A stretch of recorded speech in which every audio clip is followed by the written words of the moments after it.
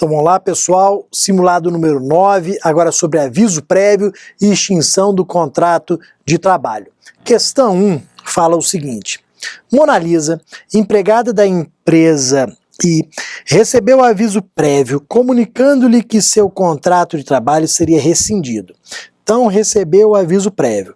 No mencionado aviso, foi-lhe dada a opção de sair 2 horas mais cedo, todos os dias trabalhados, ou faltar 7 dias consecutivos no final do seu aviso. Mona Lisa, durante o período do aviso prévio, optou por sair 2 horas mais cedo de seu serviço.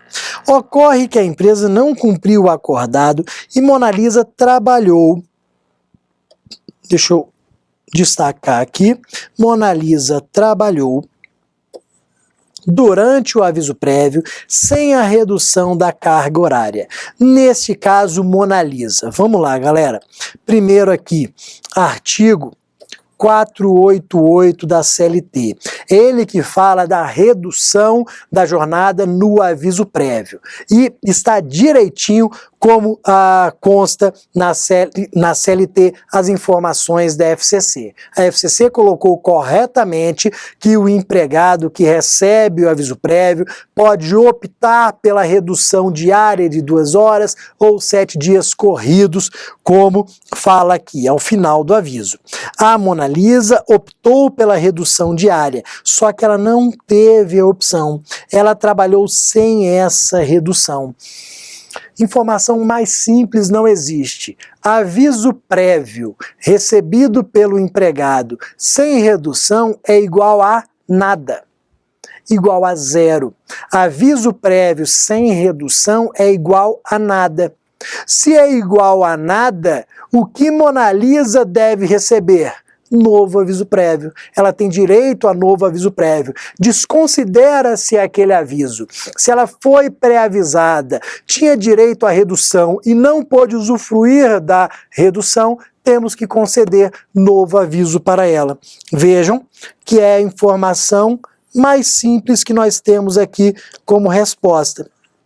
Novamente, a assertiva menor é a correta.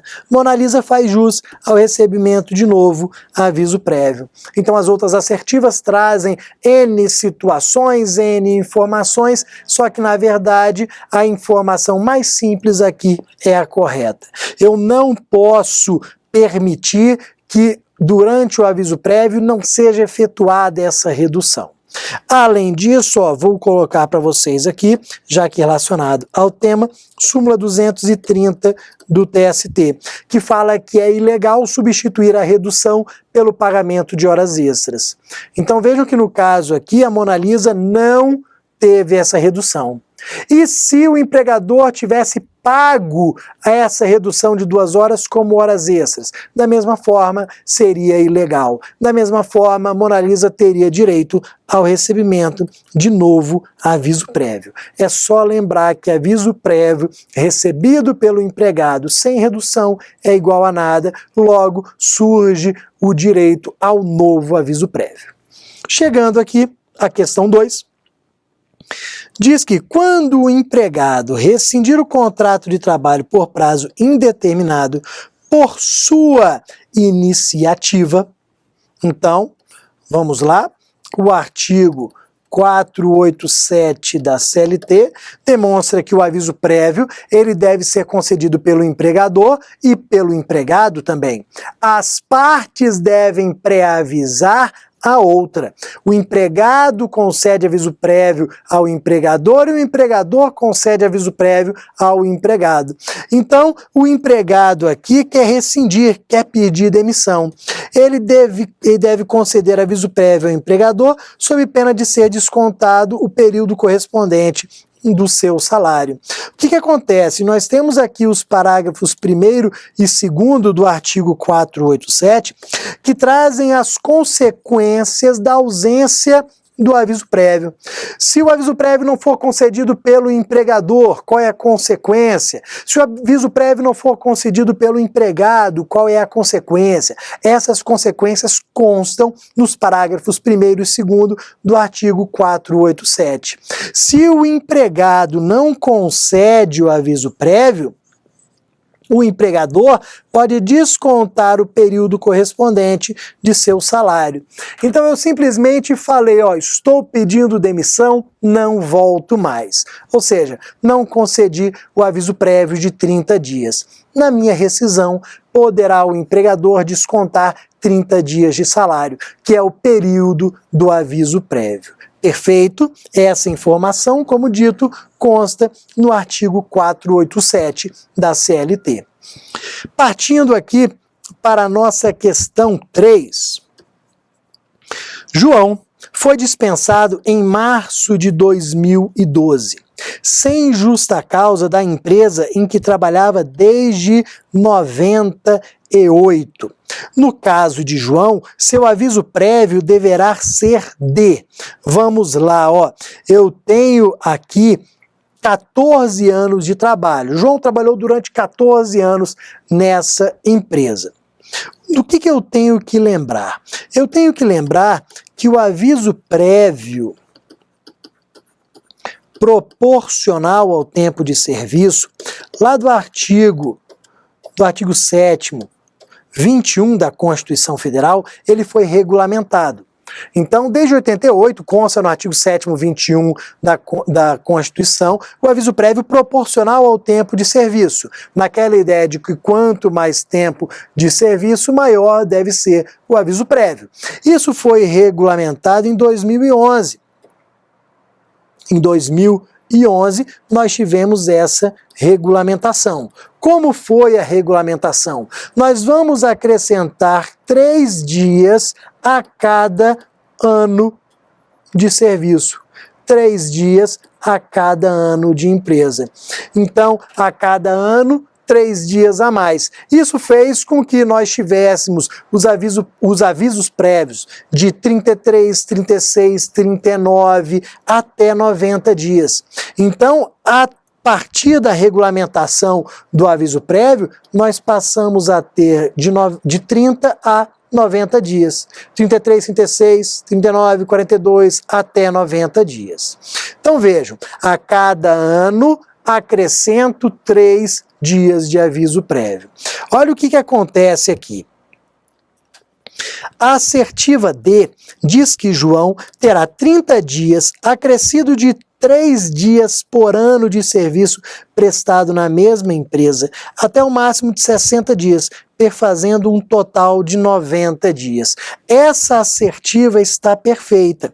Vejam que eu continuo tendo o meu aviso prévio mínimo de 30 dias. E eu vou acrescentando 3 dias. Eu posso acrescentar até 60 dias para chegar ao máximo de 90. Então, o que a assertiva fez foi pegar 30 dias, que é o mínimo, e ir acrescendo 3 dias por ano, no máximo de 60 dias, perfazendo um total de 90. Perfeito? Então, mínimo de 30, com inclusão de até mais 60 dias, chegando até 90. Não é o caso dessa questão aqui, mas muitas vezes é comum a FCC colocar dias, quantos dias nós teremos direito. E o que acontece? Esse prazo máximo de 90 dias, ele é alcançado com 20 anos de empresa. Então, com 20 anos de empresa, eu faço jus a 90 dias. Se eu tenho 20 anos, 23, 25, 30 anos de empresa, eu continuo com 90 dias, porque com 20 anos eu alcancei o máximo. Então, cuidado com esse detalhe. Muitas vezes eles colocam que João tem 20 anos de empresa, José tem 23 e Maria tem 30 anos de empresa. Qual é o período de aviso prévio? Dos 3, 90 dias. Com isso, chegamos aqui à questão número 4. Não constitui justa causa para a dispensa de empregado. não constitui justa causa para dispensa de empregado. O que nós vamos fazer aqui? Justa causa, artigo 482 da CLT. As hipóteses de justa causa, em sua maioria, estão ali relacionadas. Olha o que acontece. Incontinência de conduta consta no 482, violação de segredo de empresa consta, desídia também, ato de indisciplina, insubordinação também. Condenação criminal consta. Só que condenação criminal nós temos que dizer, nós temos que trazer um detalhe aqui. A condenação criminal, ela é hipótese de justa causa, mas a CLT diz o seguinte: condenação criminal que gera justa causa é aquela que possui trânsito em julgado. E desde que não tenha havido suspensão da execução da pena. Então, desde que não tenha havido suspensão da execução da pena. Então, o empregado será demitido por justa causa diante de condenação criminal se tiver trânsito em julgado, porque se não há trânsito em julgado, nós temos presunção de inocência. Então, com trânsito em julgado e desde que não tenha havido suspensão da execução da pena. Olha o que a assertiva diz. Condenação criminal, ainda que tenha havido suspensão da execução da pena. Não. Se houve suspensão da execução da pena, não é justa causa. Ah, mas o empregado que está preso respondendo a processo é justa causa? Não, porque ele não foi condenado ainda. O contrato dele está suspenso. Quando ele for condenado criminalmente e houver a justa causa, não tendo a suspensão da execução da pena, aí sim, ó, presentes os dois requisitos, aí sim ele terá a sua justa causa. Então, cuidado para esse detalhe, condenação criminal cai muito nas provas da FCC. Questão 5, vamos lá. Também extinção do contrato de trabalho. Caracteriza-se como falta grave, praticada pelo empregador, levando à rescisão indireta do contrato de trabalho. O que nós vamos colocar aqui? Qual vai ser o nosso destaque? Agora, nós estamos falando de justa causa do empregador, ou seja, estamos falando do artigo 483 da CLT. Então, a falta grave aqui, ela é pelo empregador. É a chamada rescisão indireta, como já incluído aqui no nosso enunciado. Dentro do artigo 483 da CLT, nós temos algumas condutas erradas do empregador que geram a rescisão indireta. Dentre essas situações descritas, nós temos não cumprir as obrigações do contrato. Vejam que todas as demais, aí estava bem fácil isso daqui, todas as demais são hipóteses de justa causa do empregado.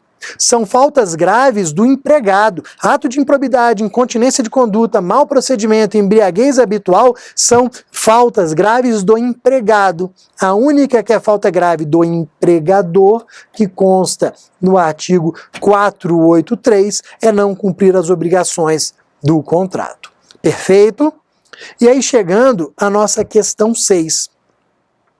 A falta grave capaz de acarretar a dispensa do empregado por justa causa, artigo 482 da CLT, vamos ver. Então, a falta grave capaz de acarretar a dispensa do empregado com justa causa.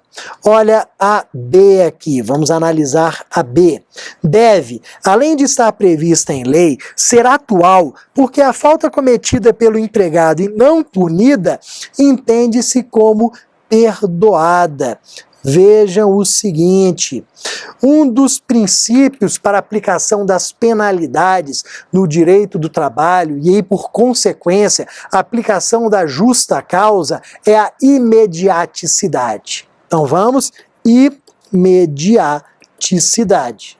Esse é um dos princípios básicos para a aplicação da sanção. A sanção deve ser aplicada de imediato, o que significa o mais rápido possível, o mais breve possível. Se não houver a aplicação da penalidade de imediato, haverá o chamado perdão tácito. Então, imagine o seguinte: você um dia chegou meio nervoso na empresa, discutiu com seu empregador e o ofendeu moralmente. Xingou o seu empregador de cima a baixo. Beleza. Passaram-se alguns dias, semanas, 2 semanas. 2 semanas depois do ocorrido, vem o empregador e fala o seguinte: ó, você está demitido por justa causa. Ah, mas por que justa causa? O que eu fiz? Você nem lembra daquela discussão. Faz tanto tempo que você nem lembra. Não, mas o que eu fiz? Por que eu estou sendo demitido por justa causa? Porque você me xingou disso, daquilo. Isso consta no artigo 482 como ofensa moral. O que você vai responder para ele? Empregador, faz tanto tempo que eu achei até que você tinha me perdoado. Ó, faz tanto tempo você não fez nada que eu pensei, me perdoou. Houve o perdão tácito. Então vejam que, além de estar prevista em lei, a penalidade para ser aplicada ela tem que ser de imediato, sob pena de considerar-se que ela foi perdoada, o chamado perdão tácito. O meu empregador não chegou para mim: Bruno, eu te perdoo, mas como ele não aplicou a penalidade de imediato, houve o perdão tácito. Então é isso que nós temos aqui. Além de estar prevista em lei, deve ser atual, o mais rápido possível, de imediato. Ser atual aqui significa ser aplicada com imediaticidade, sob pena de incorrer em perdão tácito, entender-se como perdoada. Chegando aqui a nossa questão 7. Essa questão 7 é importante. A empresa farmacêutica W possui regulamento interno determinando os procedimentos que devem e não devem ser praticados pelos seus empregados no ambiente de trabalho. Nesse regulamento interno, consta a proibição de utilizar roupas escuras no ambiente de trabalho, em razão de higiene necessária para o ramo de atividade. Assim, os seus empregados devem utilizar uniformes brancos. Vânia, empregada da referida empresa, descumpriu o referido regulamento comparecendo ao serviço com calça preta e blusa marrom, sob o referido uniforme, porém aparente. Devidamente advertida, Vânia voltou a comparecer ao serviço com calça preta, também aparente. Devidamente suspensa, Vânia compareceu ao serviço com blusa vermelha sob o uniforme, porém invisível. Neste caso, Vânia poderá ser dispensada por justa causa em razão da prática de conduta configuradora de... Vamos lá. Primeiro ponto a ser destacado é o regulamento interno que cria essa proibição. E vejam que a proibição é para os empregados. Vejam então que eu tenho uma norma geral. Se é para todos os empregados, é uma norma geral. É uma ordem geral. Vânia está descumprindo uma ordem geral. Vejam que o descumprimento de ordem geral, de ordens gerais, de normas gerais, é classificado como indisciplina. A doutrina diz que a indisciplina é exatamente o descumprimento de normas, de ordens gerais. Diferente seria se a Vânia tivesse descumprindo aqui ordens, normas pessoais. Se ela tivesse descumprindo ordens pessoais, a hipótese seria de insubordinação. Por que indisciplina e insubordinação caem tanto em concurso? Porque elas constam no mesmo dispositivo. A linha H do artigo 482 traz lá indisciplina e insubordinação, trazem os dois. E aí essa diferença tênue faz aqui com que as bancas se utilizem muito. Então o que você vai gravar? Indisciplina é o descumprimento de normas gerais. Insubordinação é o descumprimento de ordens pessoais, de normas pessoais. Tenham isso daqui em mente, gravem, porque isso com certeza vai cair em alguma prova da FCC e você não vai errar. Perfeito? Cuidado, essa daqui foi uma questão um pouco mais elaborada. Vejam de onde partiu a norma para saber se ela é geral ou se ela é pessoal. O regulamento de empresa, se a norma consta no regulamento de empresa, é para todo mundo. Então é geral. Perfeito? Chegando aqui à questão 8. Diariamente e durante o horário de expediente, uma empregada expõe e vende produtos de higiene e beleza para os seus colegas, sem a permissão do seu empregador. Tal situação configura motivo para rescisão contratual por justa causa? Será? Será que vender no ambiente, no horário de expediente, produtos sem a permissão do empregador é justa causa? Perfeito. Leiam o artigo 482. Vocês devem conhecer todas as situações tipificadoras da justa causa. O artigo 482 diz que a venda de produtos, a comercialização de produtos, a negociação habitual, essa daqui é a expressão utilizada, a negociação habitual sem permissão do empregador, ela é justa causa. E vejam o seguinte, ó, diariamente, não foi uma situação apenas, não, é diário isso daqui, existe uma repetição, logo está configurada a justa causa por negociação habitual. Então, sim, porque o fato está tipificado em lei como justa causa para rescisão do contrato pelo empregador. Vejam que você nem precisava saber o nome conferido, bastava saber que essa situação aqui, por inexistir permissão do empregador, gerava a justa causa. Então ela será demitida por justa causa, porque a situação está configurada, está tipificada como justa causa, sob o nome de negociação habitual. Chegando aqui a nossa última questão sobre aviso prévio e extinção do contrato de trabalho. Carmelita, empregada da empresa Doce Amor, desrespeitou norma geral de sua empregadora, quando reutilizou o mesmo uniforme durante toda a semana, pô, bem higiênica, ela aqui, ainda mais que o nome da empresa é Doce Amor, imagina, a semana toda usando o mesmo uniforme, fazendo os docinhos ali que você vai adquirir, que beleza. Então ela desrespeitou essa norma geral. Desrespeito à norma geral, eu chamo de indisciplina. Diz respeito a normas pessoais, eu chamo de insubordinação. Se é norma geral, qual é a ideia? Indisciplina.